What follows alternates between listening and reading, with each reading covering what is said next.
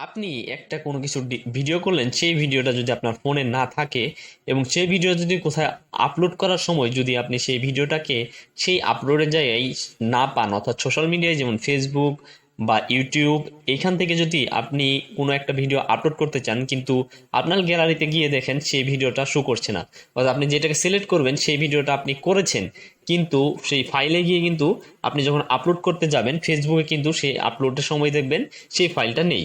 এরকম হলে আপনার ফোনের কি করতে হবে এবং কি এইটার ক্যামেরাটাকে কিভাবে রিসেট দিবেন সেটাই দেখিয়ে দেবো। এরকম হলে আপনার ফোনের ক্যামেরাটাকে রিসেট দিতে হবে। আর এই ফোনের ক্যামেরাকে রিসেট দেওয়ার জন্য আপনার হাতে থাকার ফোনটির ক্যামেরা নামে যে অপশনটা রয়েছে সেই ক্যামেরা নামের অপশনটাতে চলে যেতে হবে। ক্যামেরা নামের অপশনটাতে চলে যাওয়ার পর আপনি এখানে থ্রি ডট সেটিংস নামে একটা অপশন দেখতে পাবেন। তারপর আপনি সেই সেটিংস নামের অপশনে ক্লিক করবেন। সেটিংসে অপশনে ক্লিক করার পর আপনার সামনে অনেকগুলো অপশন চলে আসবে। দেন এইখান থেকে আপনাকে যেটা করতে হবে সেটা হচ্ছে আপনি দেখতে পারবেন এখানে রিসেট সেটিংস নামে একটা অপশন রয়েছে। আমি একটু স্ক্রল ডাউন করছি।